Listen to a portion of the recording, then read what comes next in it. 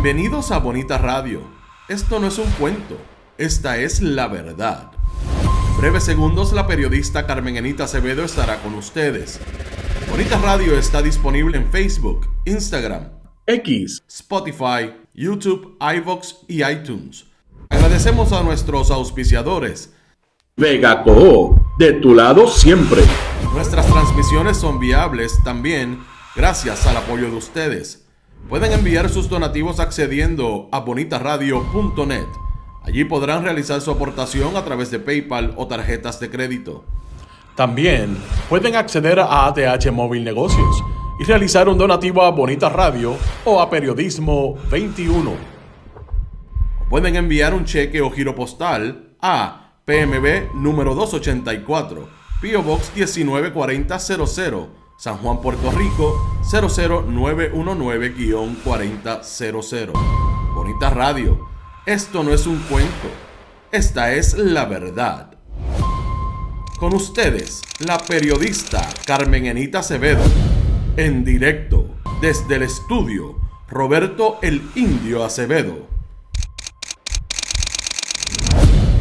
Saludos y buenos días, Puerto Rico. Soy Carmen Enita Acevedo y estamos hoy, lunes 22 de septiembre, como prometido, después de unas vacaciones, agradecida por el trabajo que hicieron los amigos Manuel Ernesto Rivera, colega periodista, y Pedro Cardona Roy en estas vacaciones. Pero aquí estoy otra vez, a pesar de los políticos, llegué y estamos otra vez en Bonita Radio, en Noticias con Café, haciendo lo que queremos y entendemos que sabemos hacer. Periodismo independiente con un gran compromiso con el país.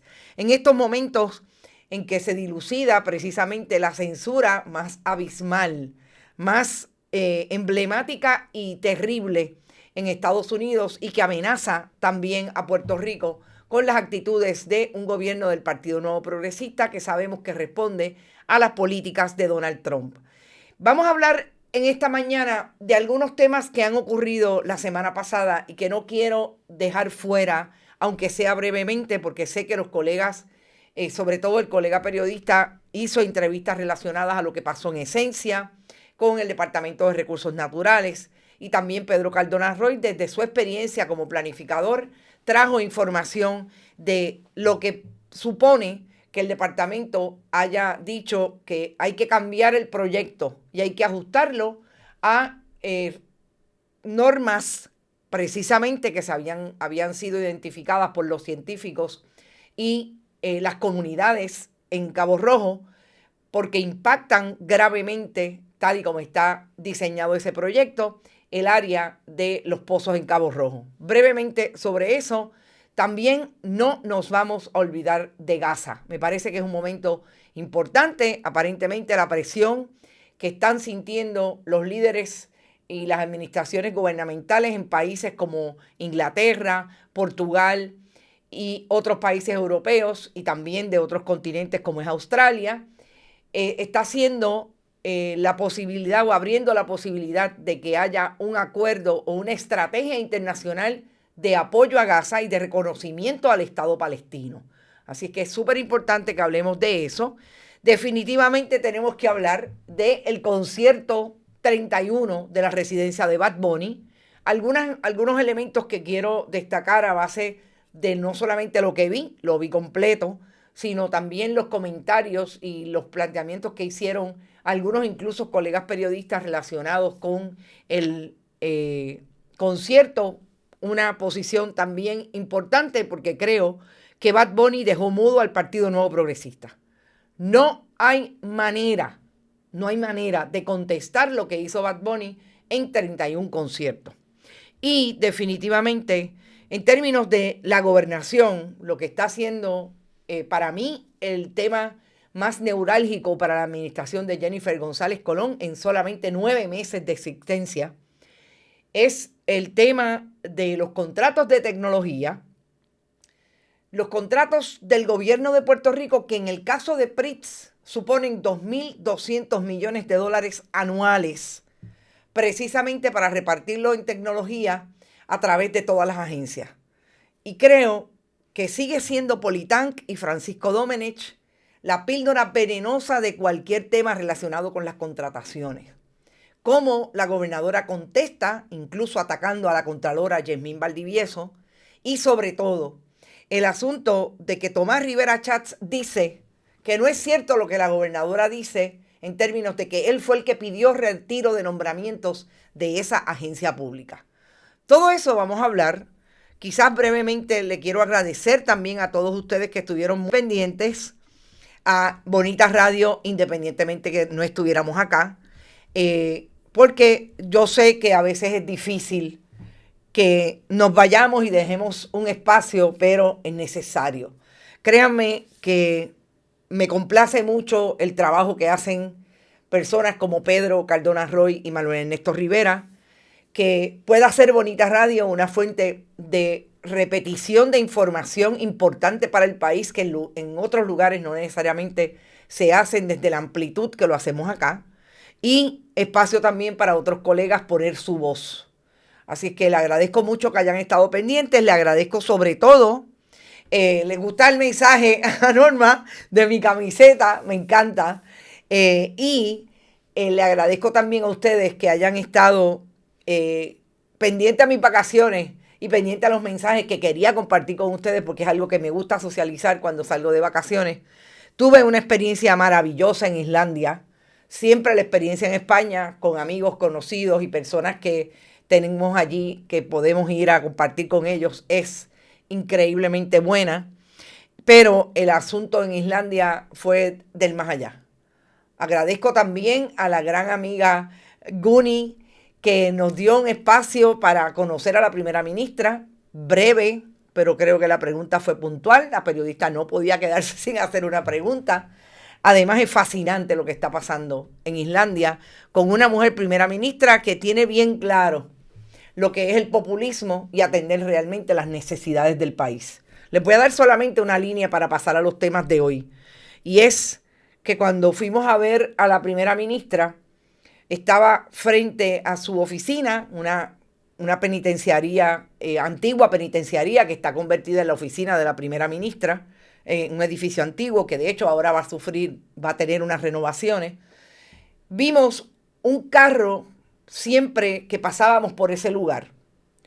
Y era un carro, un Mercedes-Benz, una guagua Mercedes-Benz, pero quizás tiene 10 años. Y yo decía, no puede ser que ese sea el carro de la primera ministra oficial. Pues sí, ese era el carro.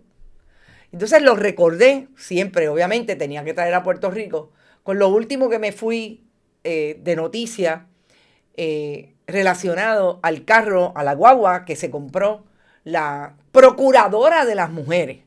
No la gobernadora tiene como 5 de esas mismas guaguas asignadas. Pero una guagua de $70,000 porque la pagó el gobierno de Puerto Rico y obviamente no tiene que pagar arbitrio.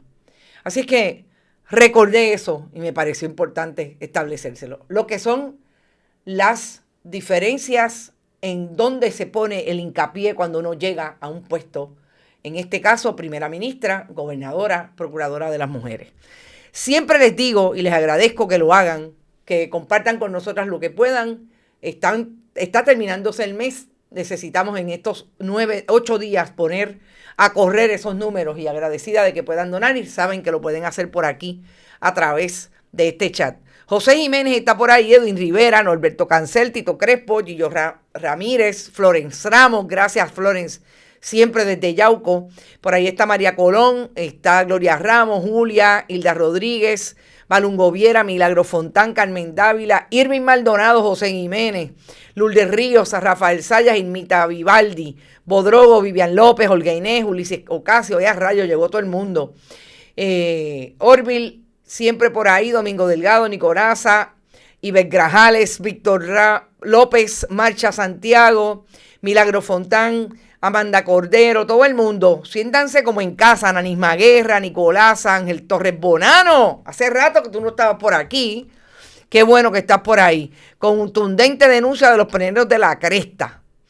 Buenísima la denuncia. Yo quiero empezar con Gaza. Y yo quiero que sepan que nunca me voy a olvidar de Gaza. Ya hay algo bien importante que pasó, o que está pasando ahora mismo, porque realmente son noticias de último minuto, que es que se suman a los que aprueban y creen y entienden que hay un Estado palestino, Australia, Portugal, Inglaterra, que para mí es histórico, en el caso de todos quizás, pero para mí más contundente es el de Inglaterra, y Brasil entiendo que ya lo había hecho Lula en el 2010, pero aparentemente ahora para todo este acuerdo internacional que se quiere dar para tratar de detener lo que está ocurriendo en Gaza, pues renueva Lula su postura de que en efecto hay un reconocimiento al Estado palestino.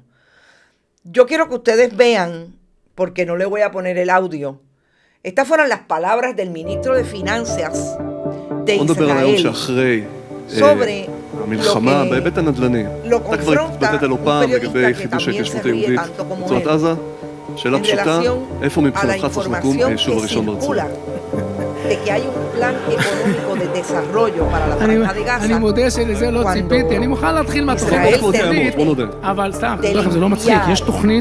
en lo que se ha conocido como el genocidio del siglo XXI, la franja de Gaza. Y esto a mí me parece importante porque es el reconocimiento de un ministro, nada más y nada menos que de finanzas, que dice que él va a negociar con Estados Unidos porque él tiene que pedir porque la guerra le ha costado mucho. Va a hacer un acuerdo entre Estados Unidos y él de los intereses que se van a desarrollar allí, van a mantener en Gaza, lo que es una franja que incluso se ha llamado la Riviera de Oriente, así como la Riviera Francesa. Esto es algo que se ha venido estableciendo desde diferentes fuentes de información, sobre todo en Estados Unidos. Pero a mí me parece importante destacar. שאלה פשוטה, איפה מבחינתך צריך לקום היישוב הראשון ברצועה? אני מודה שלזה לא ציפיתי, אני מוכן להתחיל מהתוחמת הצפונית, אבל סתם, תדעו לכם, זה לא מצחיק, יש תוכנית עסקית, תקשיבו לי טוב, יש תוכנית עסקית.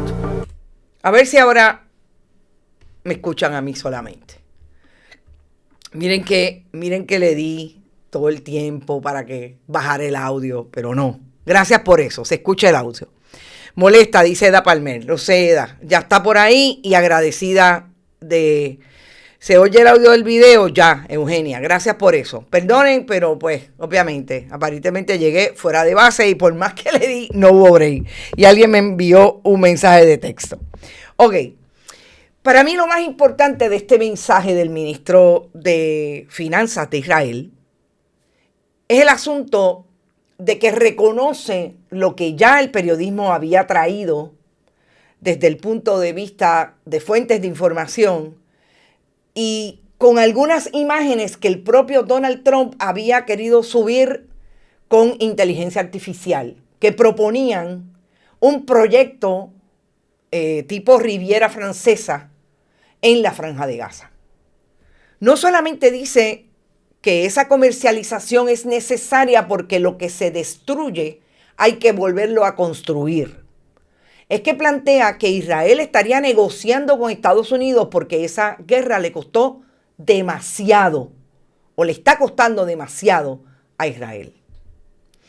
En este momento en Gaza han muerto, según los diferentes organismos internacionales, sobre 65,000 personas, de las cuales 244 hasta el momento son periodistas que Israel ha bombardeado sus centros de trabajo a propósito, estableciendo que son infiltrados o personas que hacen el trabajo para Hamas.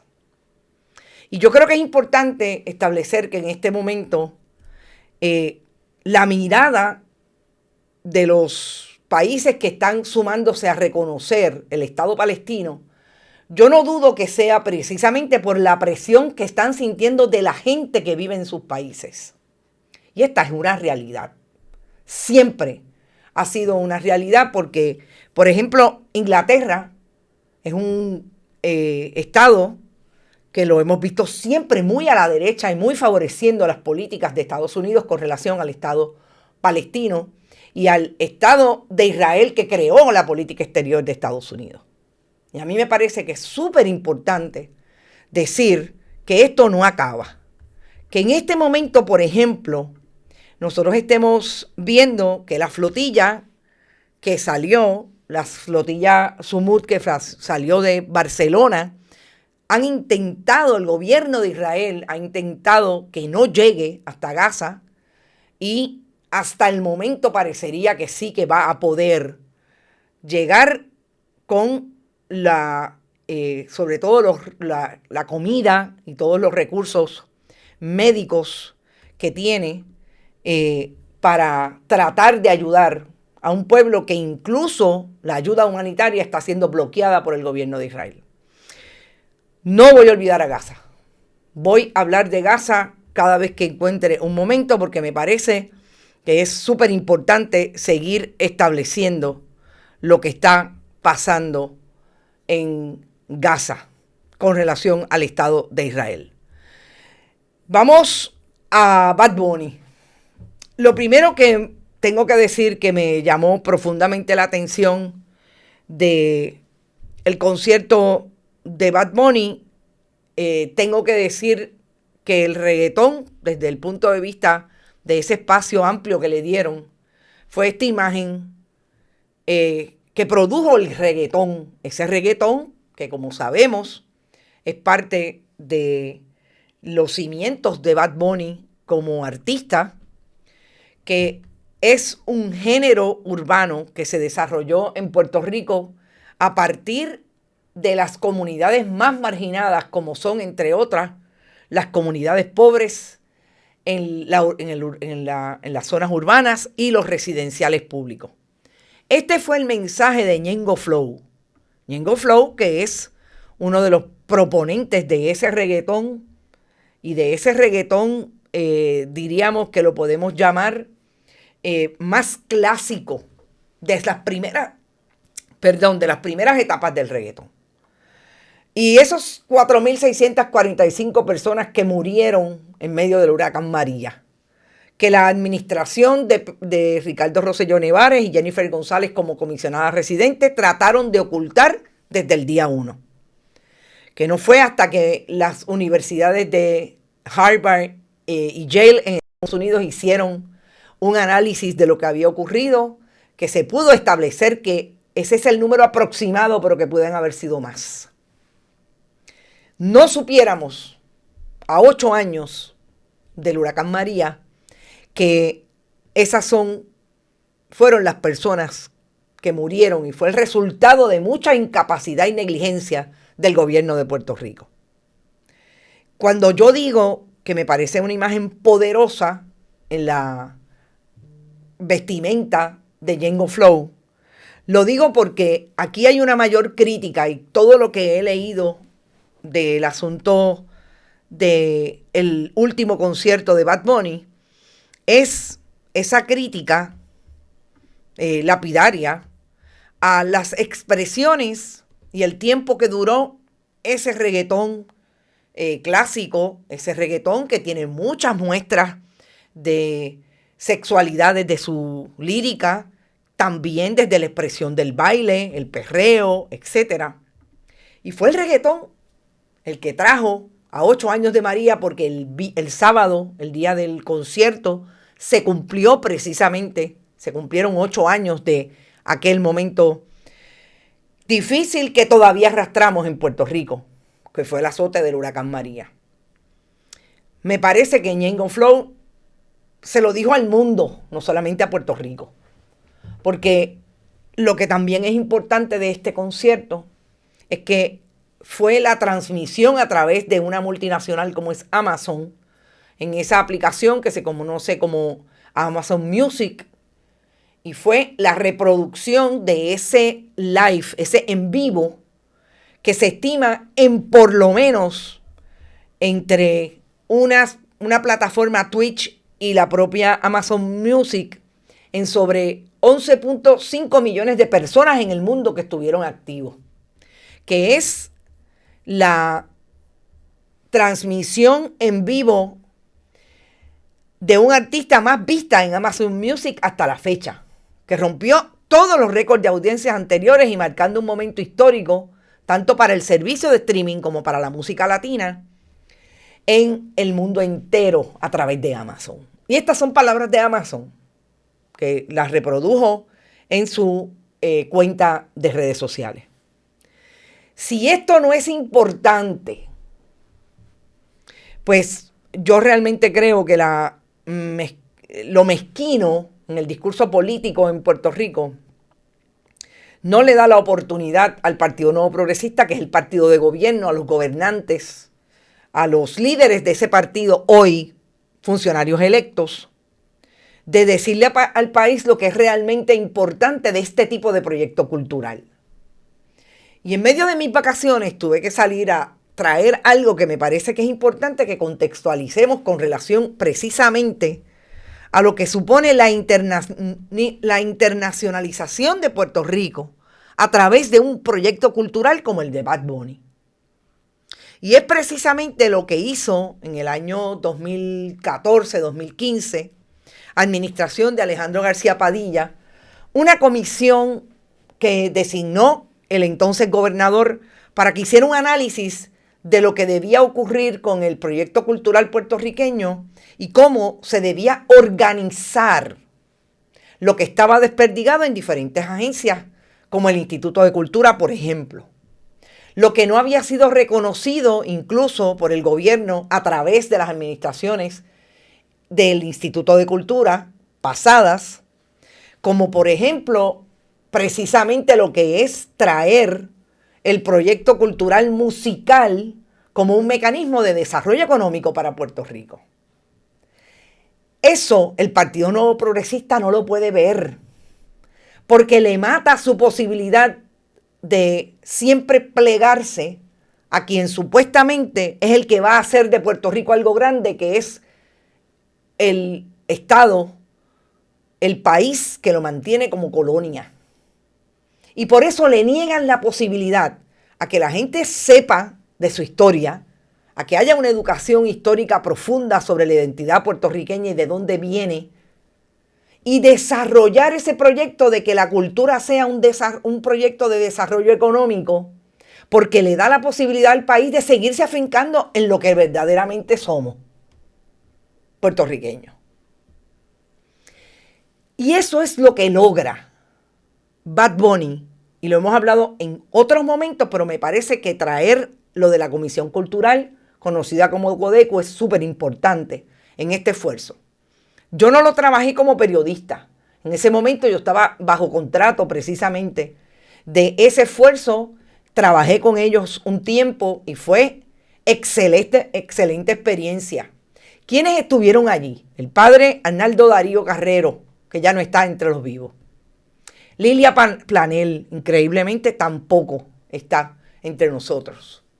Una estratega, comunicadora, persona de, en aquel momento, vicepresidenta de la Universidad del Sagrado Corazón, con mucha experiencia en eso de hilar y de reunir fuentes importantes de conocimiento para que pudieran producir ese documento que se produjo y finalmente también trajo la experiencia de un financiero del mundo de las finanzas, de una persona que está, realmente no sé si todavía no lo está, en el mundo de las casas de corretaje, Guillermo Herranz, y pudieron organizar ese informe a partir de reuniones en las comunidades, reuniones con los productores culturales, con los administradores del Instituto de Cultura, y presentarle al gobierno un plan para desarrollar la cultura con ese componente incluso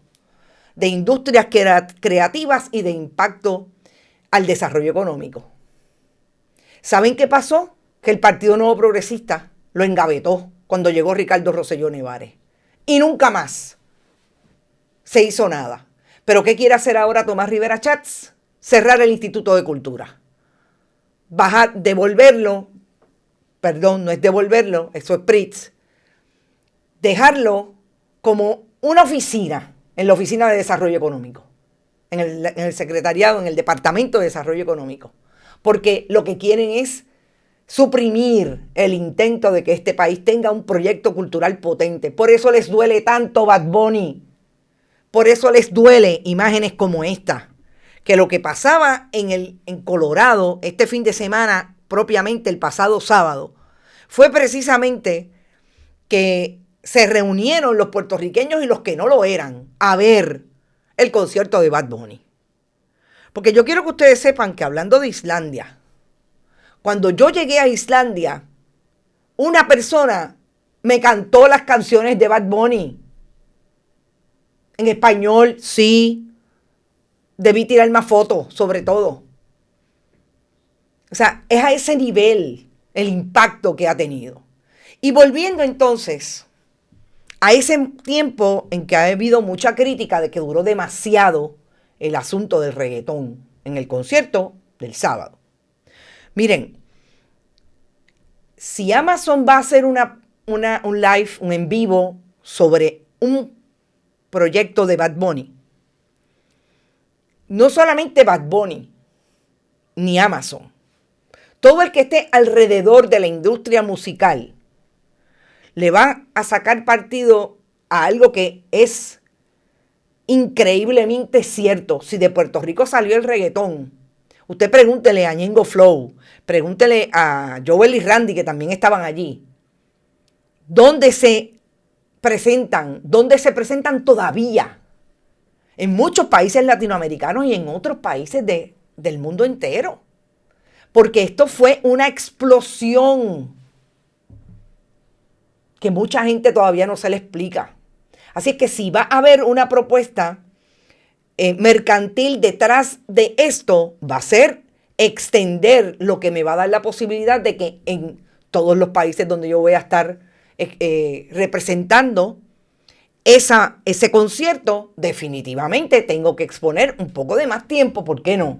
Pues si esa es la música que finalmente me va a dar dividendos a mi proyecto musical. Y yo creo que algo de eso tiene que haber por ahí, porque no podemos sacar la producción de Bad Bunny de lo que le está dando y le va a ofrecer, y va a hacer la negociación con una multinacional como Amazon Music.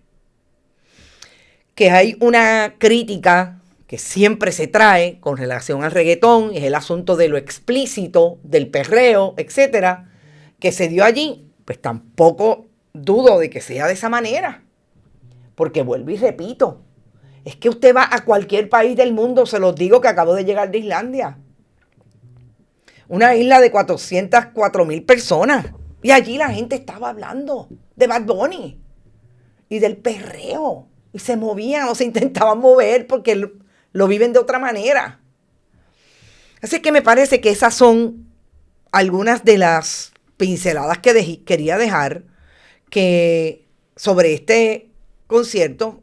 Miren, este fue la lista oficial que Amazon reprodujo el mismo día de la letra y los artistas, perdón, de la letra de las canciones, los títulos y los artistas que participaron del concierto 31 de la Residencia. O sea, esto es promoción para todo el mundo. Lo demás, la puertorriqueñidad, pues sí, es algo que Bad Bunny en este álbum, en este proyecto, lo ha dicho desde el día 1. El centro de atención era Puerto Rico, sus diferentes tipos de música. Obviamente el reggaetón era importante porque de ahí es de donde sale de alguna manera él. Gracias, Mili, por tu aportación. Que me chocó el asunto de tanta mención religiosa, por lo menos a Dios. Sí, me choca. Pero ¿saben qué? Yo creo que este muchacho es bien honesto y bien genuino cuando se expresa. Y no dudo que sea una persona creyente a ese nivel, que es una contradicción con algunas expresiones que tiene su propia música y de la manera en que se expone ese tipo de ritmo. Pues es posible, pero de eso estamos hechos también. Y sobre todo también mirar ese asunto de la religiosidad. Este país es un país profundamente religioso de todas las denominaciones, sin entrar cristiano versus otros. Y eso también es necesario en ese juego de mantener a la gente pegada, de mantener a la gente con alguna esperanza. Las líneas del amor, de que eso es lo que más privilegia, yo creo que Bad Bunny trata de mantener ahí un balance entre lo que es una denuncia contundente de su expresión, porque ese proyecto así lo es. Definitivamente lo que le pasó a Hawái, la mudanza, todo es súper importante desde el punto de vista de la crítica y la denuncia política, de la corrupción, de la negligencia de los gobiernos, de cómo Puerto Rico en este momento está en una coyuntura difícil de escoger si realmente va a permanecer en el país, porque quien lo empuja o lo que lo empuja es la corrupción. Es que se han repartido el dinero, y de eso vamos a hablar pronto, y han dejado al país sin nada. Y todo eso yo creo que ha sido súper importante en ese discurso, y hay mucha gente que lo trata de bajar el nivel de tensión precisamente pegado a lo que conoce, a lo que le enseñaron. El asunto de que el amor lo puede todo, o el apego a una figura religiosa y a una figura, en este caso, desde el punto de vista cristiano, como es esa representación importante del cristianismo que es Dios. Así es que yo creo que fue una noche interesante, para mucha gente, que era esperado. Pues yo les confieso que no pensaba que Marc Anthony iba a entrar. He leído diferentes críticas, sobre todo a su voz. Pues sí, Marc Anthony yo creo que ya tiene problemas de la voz. Pero me parece que también tenemos que utilizar, o tenemos que mirar si esa propuesta de traer a Marc Anthony no era precisamente por lo buen cantante que es. Lo fue, yo creo que en un momento dado, o tenía por lo menos una mejor voz. Pero Preciosa, de Rafael Hernández, Aguadilla, el jibarito, definitivamente es emblemática, no solamente para los puertorriqueños de la diáspora, para los puertorriqueños que vivimos aquí. Es súper importante, y ese arreglo de Cuco Peña, de Preciosa, es súper impactante. Y ese momento emocional y ese momento de fuerza y de afirmación nacional y de identidad, etcétera, independientemente de la voz de Marc Anthony, estuvo ahí. Y eso era lo que quería buscar la producción. Así es que esas son mis líneas. Lo estoy leyendo y están siguiendo la conversación. Se dice que es ateo, se le va la guagua, dice Luis Eduardo Colón. Pero es que Dios te bendiga, le sale hasta el más ateo de este país. Así es, porque es precisamente lo aprendido. Nereida, llegué tarde, pero aquí Nereida nunca es tarde. Yo vi el concierto el sábado, brutal, dice Edgar. María Buxó dice que a Nereida que le encantó esa línea. No sé de qué estarían hablando, pero bueno, vamos a hacer. Miriam Mubarak, M.A. cantó horrible, sí. Sí, no, Marc Anthony ya está malito. Florence, un chorro de envidiosos. Bad Bunny se ha ganado su dinero en ley sin robar ni cometer corrupción. Yo no voy a entrar mucho en detalle, porque confieso que quiero leerme otra vez la demanda. El asunto de la casita me parece una jaibería, y lo que en el argot de el derecho se conoce como un ambulance chaser. Una persona que llega donde aquel que tiene un caso según su punto de vista para tratar de sacar dinero, y fue donde don Ramón y le dijo: mira, aquí hay una demandita, te dieron 5.200, eso es una porquería, tú puedes sacarle mucho más. A eso huele y a eso apesta. Pero yo quiero ser un poco más profunda en la investigación del caso. Las imágenes que incluso Jay ha sacado con relación a qué pasó, cómo era la casita y cómo es ahora, son reveladoras. Y es que no sabemos detrás de quién está. Miren, cuando yo vi que quien estaba promoviendo la demanda del abogado que radicó la demanda, que es un abogado que está aquí en el Capital Center en Atorrey, que era Moncho Doral, me levantó un tufo a jaivería del Partido Nuevo Progresista para seguir tratando de atacar a Bad Bunny. Así que ahí lo voy a dejar porque honestamente no he profundizado más en el asunto. Dos cosas importantes, esencia. El Departamento de Recursos Naturales le dio un tutazo al arquitecto Ricardo Álvarez y la arquitecta Cristina Villalón y a Roberto Ruiz Vargas en el centro y a su socio, quienes son los promotores de Esencia en Cabo Rojo. Y esto es bien importante, la declaración de impacto ambiental, que es lo que el departamento tenía que entrar a producir su opinión experta para decir si estaba en cumplimiento con todas las normas y las leyes ambientales. El departamento dice que no y da diferentes criterios. Me parece que lo más importante es que estemos bien pendientes a lo que va a pasar con aquellos y aquellas que se atrevieron a emitir ese documento. Porque esos son los famosos recursianos. Esos son los famosos empleados decentes, servidores públicos comprometidos del Departamento de Recursos Naturales. Esos no están en la oficina del secretario. Y Walter Quiles, Waldemar Quiles, el secretario del Departamento de Recursos Naturales, me dicen mis fuentes, que en efecto está sintiendo la presión de fortaleza, sobre todo del secretario de la Gobernación, Francisco Domenech, porque el documento bajó como los buenos servidores públicos del departamento lo emitieron.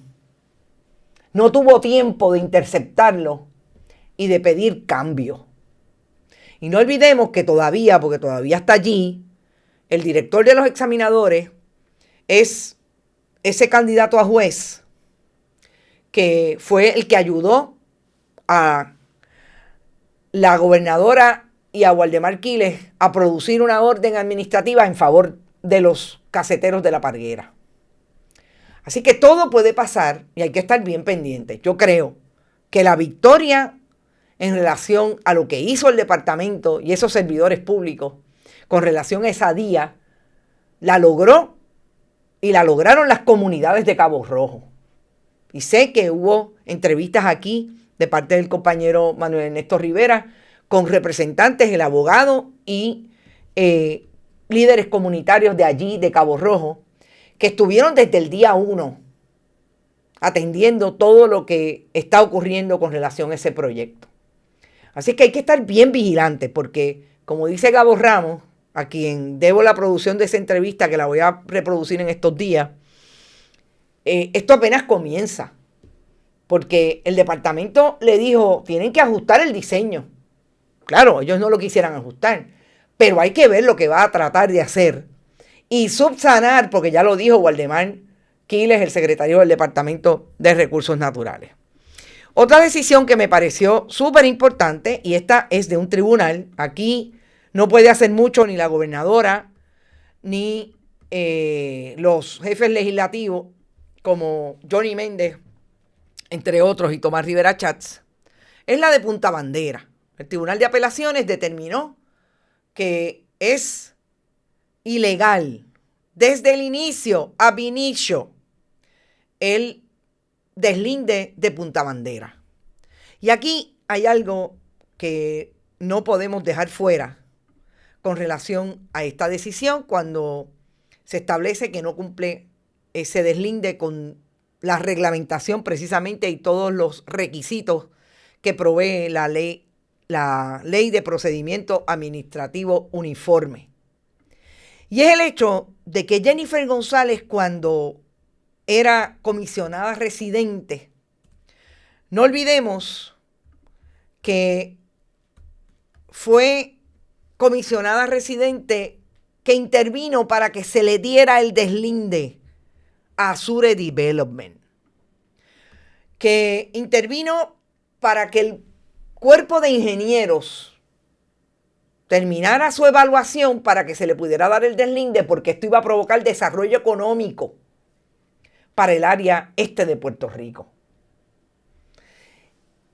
Y no es casualidad que esos que ella favoreció y que intervino como comisionada residente son sus donantes, por un lado, y que su primo fue el examinador que empezó a manejar el asunto del deslinde en el Departamento de Recursos Naturales.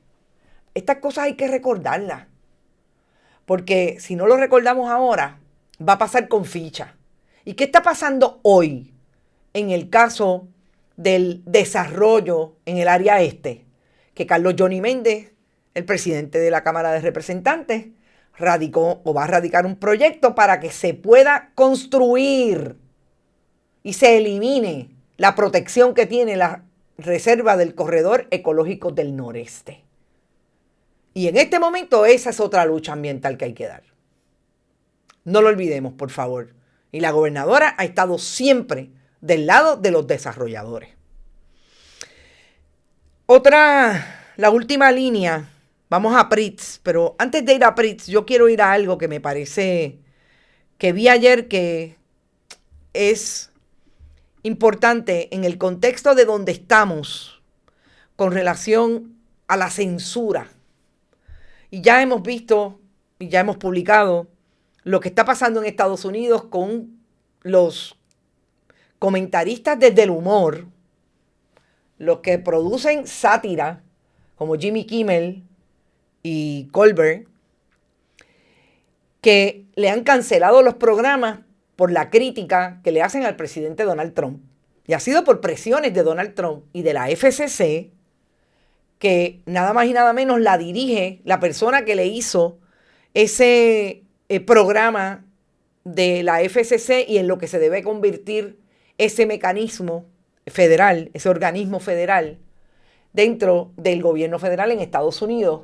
Quien lo dirige hoy fue el que lo hizo en el proyecto 2025, que es de la Fundación Heritage, que sabemos que es la fundación más conservadora que desarrolló un proyecto que lo está implementando uno a uno el gobierno de Donald Trump. ¿Qué hace la gobernadora? Que ahora vamos a hablar de uno de los exabruptos que tiene cuando la confrontan con información difícil para contestar, como es todo lo que está pasando con Pritz y los nombramientos. Y aquello que se dice que es las presiones que reciben los jefes de agencia para que entreguen o no entreguen contratos a los amigos del alma del PNP. Pues la gobernadora ahora, desde ayer, anunció un nuevo programa. Ustedes saben que ahora hay un programa que se llama de rendición de cuentas.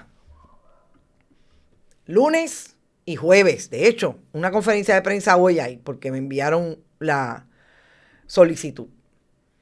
El atención editores que le llamamos la invitación. Pues ahora se inventa otro esfuerzo. Y es este esfuerzo que va a ser una comunicación directa, como dice ella, sin filtros, para decir lo que están haciendo. Me parece que es burdo que diga sin intermediario. ¿Por qué es importante la palabra intermediario? ¿Y por qué yo digo que es burdo? Porque está hablando de los periodistas. Está hablando de que ella ya no quiere darle información al país a través de lo que le preguntan los periodistas. Ella quiere dárselo directamente a esas audiencias que ella va a tratar de captar a través de los diferentes mecanismos digitales, porque esto es totalmente digital. Hasta ahora no vi ninguna otra plataforma tradicional, etc. Esta no es otra cosa que lo que en la época de Pedro Rosselló González también tenía un programa, pero era radial, para hablar directamente con la gente y dejarle los talking points de ese mes. Pero para venir más cerca al 2025, Pedro Rosselló hizo esto con la administración de Ricardo Rosselló Nevares, a través de un programa que tenían nada más y nada menos que se llamaba Rindiendo Cuentas. Y eran conferencias que se replicaban en WIPR y se replicaban desde la Universidad del Turabo, el famoso anfiteatro que hicieron allí con el nombre de él, para rendir cuentas del trabajo que estaba haciendo la administración de su hijo. Y ustedes me dirán, caramba, ¿por qué necesariamente no estamos recordando esto? Porque en el 2018 empezamos a ver cómo, sobre todo desde el periodismo independiente, se estaban trayendo nuevas plataformas que estábamos utilizándolas para producir periodismo. Pero todo aquel que estaba utilizando esas nuevas tecnologías y esas nuevas plataformas no lo hacía de una manera dinámica, porque todavía privilegiaban los medios tradicionales. Pero ¿qué está pasando hoy? Que los medios tradicionales están venidos a menos. Que ellos saben que si no están aquí, tienen un problema. Y que hay unos mensajes que se están produciendo, que le están haciendo mella, y que están llevando incluso a los periodistas tradicionales a hacer preguntas de aquellos que producimos otros, sobre todo el periodismo independiente, y llevarlas allí, a las conferencias de prensa. Aunque a nosotros no nos inviten, o nos inviten, pero no nos dejen hablar. En el caso de algunos compañeros que le pasan por encima. ¿Qué hace la gobernadora? Va a utilizar ese mecanismo. ¿Y por qué esto es importante en este momento? Porque, gente, a 3 años de las elecciones van a hacer lo que sea para tratar de revalidar, además de tocar la ley electoral nuevamente. Van a hacer lo que sea.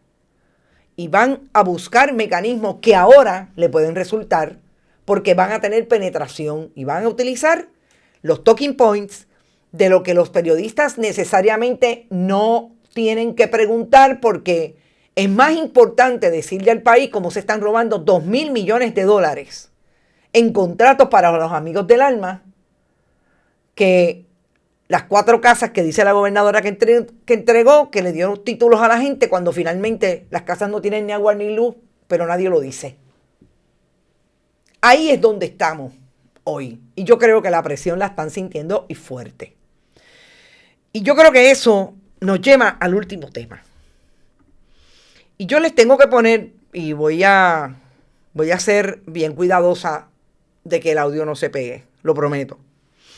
Porque les tengo que poner el audio que la gobernadora trata de contestar lo que definitivamente desde el miércoles pasado, está ante la opinión pública, y es el documento que establece que uno de los nominados a PRITZ, uno de los 2 que han sido nominados por la gobernadora y sus nombramientos fueron retirados, estableció en un documento oficial de la agencia que no aprobaba el contrato a Subo Technologies, que es un cliente de Polytank, para el Departamento de Salud. Y ya nosotros hemos discutido, por razón de otras investigaciones, esta investigación es de los compañeros del CPI, que el problema de Subo es que sustituye a otro, igualmente PNP, en momentos en que Francisco Domenech milagrosamente le vende Polytank a un grupo, y después de habérselo vendido, esos clientes, milagrosamente él es el secretario de la gobernación y tienen contratos con Polytank, que es el cabildero para que ellos esos clientes tengan contratos con el gobierno de Puerto Rico. El problema de Subo en salud es que no hubo ni subasta. Y eso es un contrato de sobre 15, 20 millones de dólares.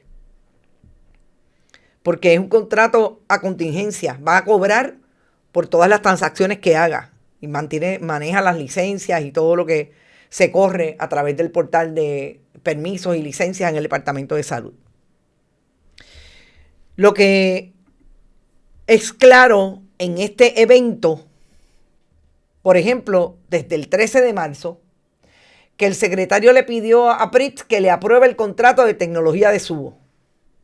El 25 de abril, Antonio Ramos Guardiola rechazó, según el documento, esa solicitud, no la aprueba. El 28, 3 días más tarde, Jennifer González Colón le quita a Antonio Ramos Guardiola la posibilidad de ser el jefe de Pritz porque retira su nombramiento. El 29 de abril, Rubén Quiñones, director interino de Pritz, un día después, aprueba la contratación de Subo. El 30 de abril, la gobernadora nombra a Luis Rodríguez Vega como director de Pritz. El 19 de mayo, Víctor Ramos firma el contrato de Subo Electronics. Hay dos comentarios en lo que van a escuchar que son, a mi juicio, bien importantes. La gobernadora contesta por qué quiere devolver a Pritz la función de Pritz a quien la tenía antes, que era la Oficina de Gerencia y Presupuesto. La Oficina de Gerencia y Presupuesto que responde a la oficina de la gobernadora. El jefe de esa oficina le responde al secretario de la gobernación, que es Francisco Domenech, que es el que se alega que presiona a jefes de agencia para que los contratos de los clientes de Politank sean finiquitados en el gobierno de Puerto Rico. Y el otro comentario es lo que la gobernadora trata de contestar de por qué eso es importante, por qué hay que devolverlo a Pritz. Trata de zafarse de que su administración es la que está imputada de que presiona, diciendo que es la pasada administración donde ella era comisionada residente. Y por último, el comentario que hace sobre la Contralora. Yo quiero que escuchemos estos 8 minutos, un poquito largo, pero yo creo que es bien importante que lo escuchen de las palabras de la gobernadora y volvamos al análisis. Y ya que hoy estamos hablando de tecnología, han surgido denuncias de diversos exdirectores que trataron, ¿verdad?, llegar al puesto y no finalmente no lo ocuparon en propiedad, pero hablan de presiones políticas internas para que se le otorgue contratos a determinados contratistas en el área de tecnología, y que eso es lo que ha provocado el éxodo de todos que no han podido, ¿verdad?, no han logrado o ser confirmados o han sido retirados. Y quiero saber si usted está investigando estas alegaciones. Mira, los que yo he escuchado que están hablando fueron 2 pasados directores del pasado cuatrenio que no los confirmaron. No son míos. Estaban allí y tampoco fueron confirmados. Yo desconozco qué presiones ellos hayan recibido de la pasada administración. En lo que a mí respecta, la realidad es que ya llevamos más de 5 años sin un director en propiedad de esta oficina. Cuando yo llegué, hicimos una nominación, el presidente del Senado tuvo reservas y yo retiré el nombramiento. Y luego, posteriormente, hubo reservas y volví a retirar el nombramiento. Y en verano pasó lo mismo. Pues, ¿sabes qué? Yo creo que eso te identifica. Y obviamente la potestad de hacer una nominación la tengo yo. Y la potestad de retirar un nombramiento lo tengo yo. Pero yo tampoco voy a asumir al gobierno de Puerto Rico a tener una agencia que lleva más de 5 años sin un director en propiedad. Por lo tanto, la manera en la que se trabaja con los asuntos de tecnología a nivel federal es a través de la Casa Blanca. La Casa Blanca tiene su oficina de informática para toda la nación dentro de la Casa Blanca, que era como lo tenía el gobierno de Puerto Rico a través de la Oficina de Gerencia y Presupuesto. Así que nosotros vamos a devolver esa división a donde estaba antes, que era la Oficina de Gerencia y Presupuesto, que le permite mayor agilidad, que me reduce el tamaño del gobierno, me reduce también los gastos, porque tener una oficina de gobierno separada también conlleva, ¿verdad?, gastos adicionales, así que nosotros vamos a estar radicando legislación para que esa oficina vuelva a estar donde tenía agilidad, donde se veía inmediatamente la utilización de las más altas tecnologías a través de la Oficina de Gerencia y Presupuesto. Esa es una decisión ya tomada. Usted Sí. va a devolver, va a presentar legislación para eso. Correcto. El presidente del Senado ha dicho que no es cierto que no tenía los votos. ¿Cómo Yo no usted he hablado de reacciona a votos. eso? Yo no he hablado de votos. Él dijo que incluso que él simpatizaba con este último, que no sabe por qué lo retiraron. Bueno, no lo retiré porque él en verano llamó a la Secretaría de Justicia y le dijo que tenía reservas con este nombramiento. Si ya esas reservas fueron aclaradas a su beneficio, pues ya la realidad es que yo no voy a retirar a una persona y después cuando alguien decide que está a favor, pues devolverle. Esto no es un juego. Así que yo respeto, ¿verdad?, esa prerrogativa del Senado que puede evaluar estos nombramientos. La realidad es que en verano tenía reservas con el mismo. Y se nos pidió, obviamente, que había reservas y yo no voy a mancharle reputación a ningún funcionario que ha estado disponible, en este caso, para ofrecer sus servicios y que yo nominé a la persona que estaba y creo que es una persona con las más altas calificaciones. Pero tampoco voy a asumir esto en una controversia pública, así que no voy a hacer la nominación. Hay una persona que está dirigiendo la agencia y voy a devolver la agencia donde estaba en gerencia y presupuesto. Entonces, lo último, usted no ha recibido información ni quejas de que haya presiones indebidas para el otorgamiento de contratos. Es que no lo puede haber. Ni lo va a investigar. Pero es que no las tengo. No las tengo. Ahí quienes han hablado son los pasados directores. Hay que preguntarles a ellos en el pasado cuatrenio quién los presionó. En el pasado cuatrenio, ¿de quién recibieron esas presiones? Eso no tiene nada que ver bajo mi término o mi administración. El nuevo día. Sí, precisamente, buenos días, buenas tardes ya, gobernadora, y a su equipo.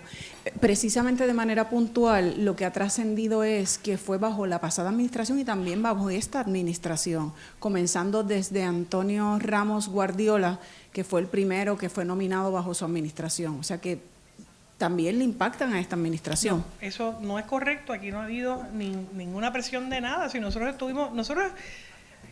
extendimos todos los contratos del gobierno junio 30. ¿Por qué? Porque queríamos garantizar que hubiera una transparencia, que hubiera una continuidad de servicio. Así que cuando la persona fue nominada, nosotros extendimos todos los contratos a junio 30 y eso fue una instrucción que se corrió desde enero de este año. Así que eso evidencia que eso no ha ocurrido aquí. Nosotros a partir de verano, ustedes vieron que yo cancelé, por ejemplo, el contrato de evaluación de los furgones en la Autoridad de los Puertos, porque se comenzaron durante estos 6 meses, empezaron a evaluar todos los contratos. Y una de las cosas que nosotros vamos a evaluar es cómo le rinden los contratos al gobierno de Puerto Rico. Porque aquí tanto operadores privados, contratistas, como alianzas público-privadas, pactan con el gobierno y nadie los supervisa. Y nosotros estamos haciendo esa evaluación y en algunos casos hemos buscado incluso hasta la reducción de las cuantías de esos contratos. Así que no tengo ningún señalamiento, no tengo ningún cuestionamiento, ni ningún elemento máxime cuando se extendieron los que estaban vigentes. Gobernador, en seguimiento, ¿cómo explicar entonces que la salida, por ejemplo, de Ramos Guardiola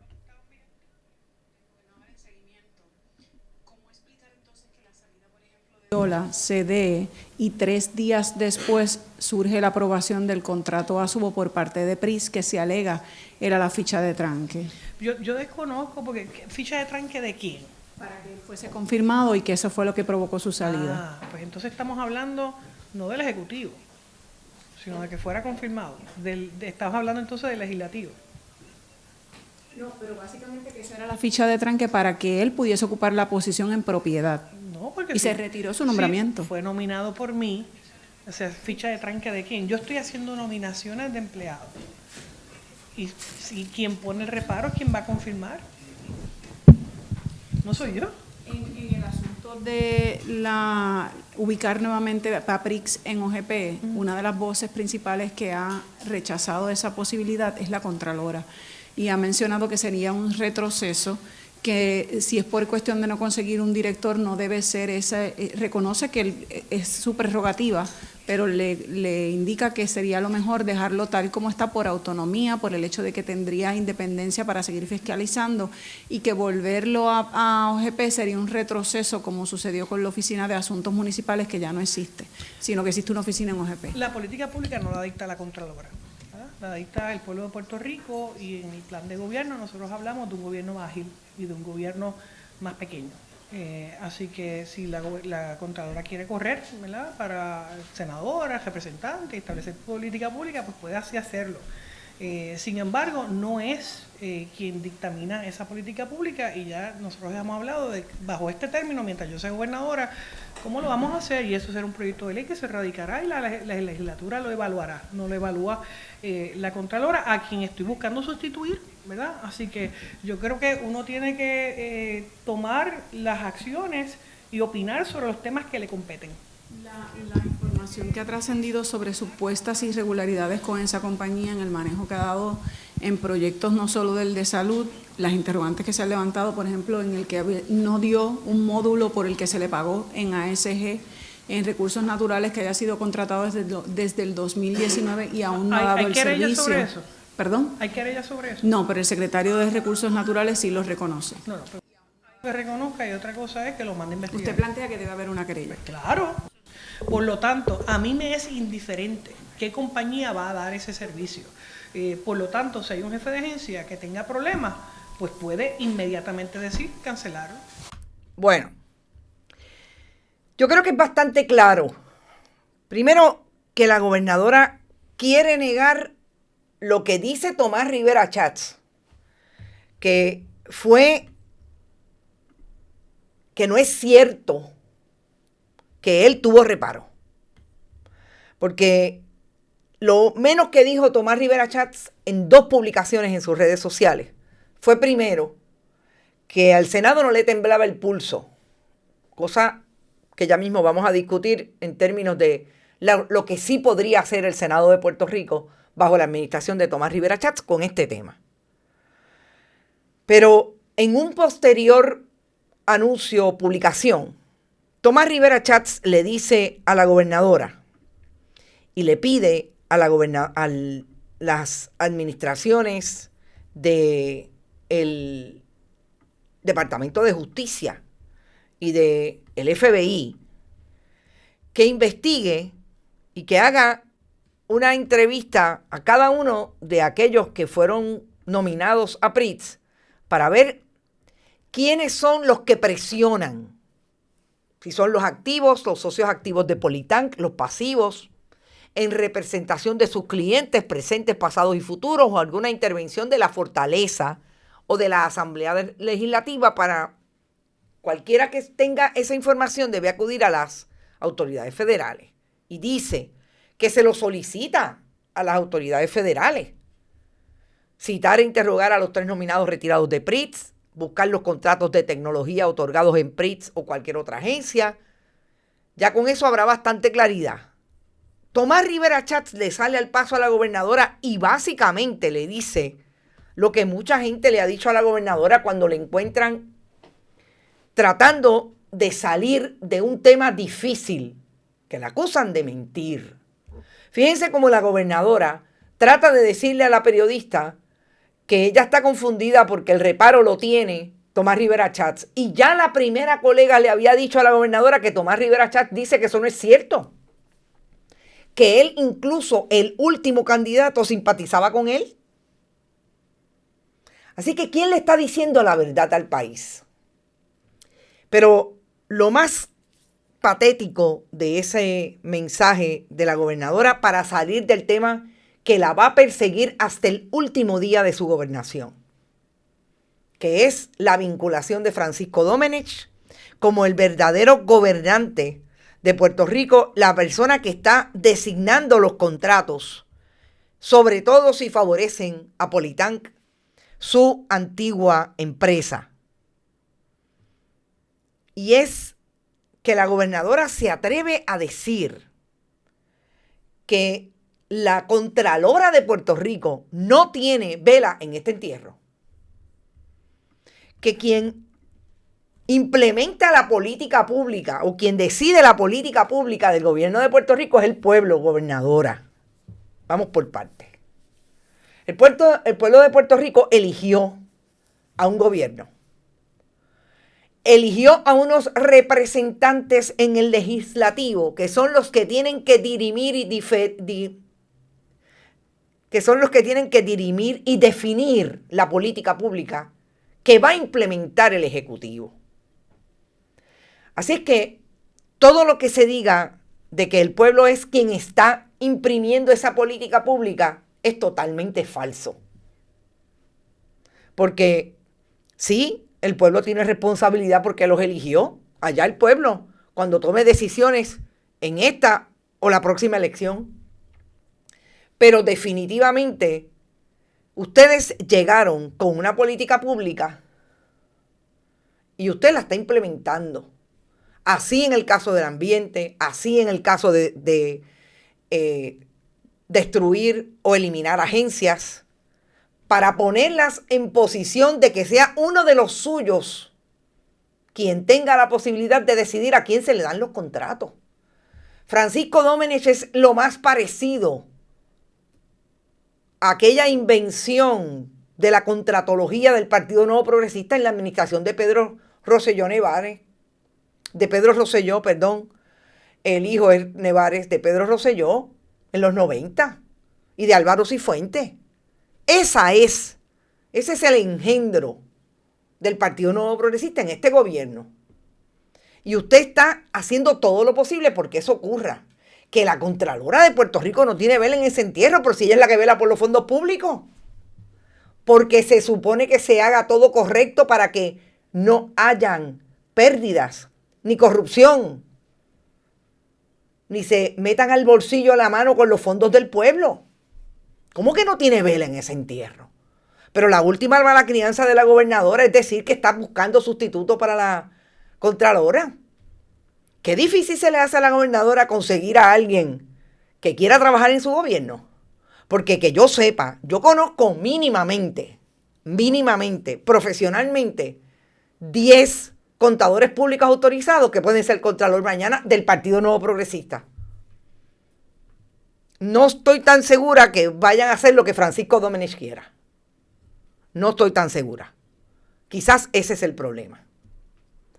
Pero cuando yo digo que, como dice mi amigo Rodrigo Otero Goico, ese perro de Politán va a morder duro a alguien, yo les aseguro que es ponlo en la nevera.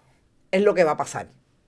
De aquí al 2028, de aquí al 2029, pero ese asunto de Politán y la intervención o la alegada intervención de sus elementos corporativos en los contratos de gobierno va a ser fuerte para mucha gente.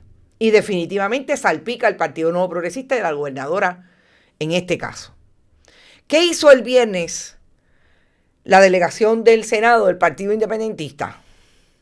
Porque es bien fácil para Tomás Rivera Schatz ahora decir, no, eso no es mío, eso es tuyo. Porque es que, miren, están así todo el tiempo. Bueno, pero es que la potestad del Senado es de investigar también. ¿Por qué no fiscaliza Tomás Rivera Schatz? ¿Por qué no aprueba la resolución que le acaba de radicar María de Lourdes Santiago y Adrián González Costa para que haya una comisión total que sea la que investigue? Le radicaron una resolución el viernes y en esa intervención que vi de pasada decían también que iban a radicar un proyecto de ley hoy con relación a el manejo de los fondos públicos, sobre todo de tecnología, un proyecto de ley. Pero eso no lo aprueban. Pero Tomás Rivera Schatz, si usted puede hacer la investigación, hágase una investigación como ocurrió en los 80 con Maravilla. Una investigación como ocurrió a principios de este siglo en la administración de Eduardo Batia con el cartel del petróleo. Hay múltiples ejemplos. Una investigación como la que ocurrió en los 80 con el Instituto del SIDA, David Noriega. Una investigación que salió de la legislatura. Imagínense si después los federales cogieron esa investigación, que la persona que hizo la investigación en la oficina del Contralor en aquel momento, es hoy un funcionario federal de la Fiscalía Federal. Se lo llevó el sistema. Un auditor, el que hizo la auditoría y encontró las ilegalidades en el manejo de los fondos. Pero qué fácil es decir que los federales investiguen. Y yo con esto quiero cerrar mi intervención, que me fui hoy por 13 minutos. ¿Será que Tomás Rivera Chatz sabe que los federales no quieren investigar a esta administración? ¿Será que Donald Trump ya le dio instrucciones a Pam Bondi de que le dijera a Stephen Muldrow que aquí ya se acabaron las investigaciones de corrupción, por lo menos en este momento bajo su administración, porque esa no es la prioridad del gobierno de Donald Trump? La prioridad es sacar dominicanos de Puerto Rico, sacar inmigrantes de Estados Unidos, ir en contra de los periodistas que hablen en contra de la administración Trump y de los comediantes, etc. ¿Será que eso es lo que está ocurriendo? Yo lanzo la pregunta, Tomás Rivera Chatz, usted tiene la contestación. Seguimos. Gracias por estar. Recuerden, siempre que estemos en vivo, pueden donar a través de este chat. También lo pueden hacer en ATH Móvil, Bonitas Radio, Periodismo 21. También a través de todas las demás plataformas, bonitasradio.net y fundacionperiodismo21.com, a través de PayPal y tarjetas de crédito. No se olviden que a las 12 viene el amigo y colega periodista Rodrigo Otero Goico, y perdonen el ups del audio, pero ya mañana estoy más en tiempo de lo que tengo que hacer. María Pérez, la Contralora, si tiene vergüenza en esa cara, debe sacar todo lo que tiene en contra de ellos y largarse, porque ella es cómplice de esta debacle, dice María. La pataleta de Tomás es puro show para él controlar a Jay Goy, presupuesto gubernamental. Claro, María Busó también comentó, pero Sandra Infanzón, saludos. Tomás es un bocón. Ustedes están terribles. Bueno, nos fuimos. Gente, gracias. Nos vemos mañana. Estén pendientes de las redes, que tengo información que voy a sacar también importante. Y de todo lo demás, no se olviden. Lo más importante es que estamos haciendo el trabajo. Seguimos. Nos vemos, ¿cuándo? Mañana. A la misma hora y por esta misma plataforma. No, a las 11. En esto es lo último. Hasta mañana. Este programa fue traído a ustedes por Vegaco, de tu lado siempre. No olvide que puedes realizar sus donaciones a través de ATH Móvil Negocios, a Bonitas Radio o a Periodismo 21. O puede acceder a nuestra página de internet bonitasradio.net y donar a través de PayPal o tarjetas de crédito. También puede enviar cheques o giros postales a nombre de la Fundación Periodismo Siglo XXI, PMB 284, P.O. Box 194000, San Juan, Puerto Rico 00919-4000. Bonita Radio, esto no es un cuento, esta es la verdad.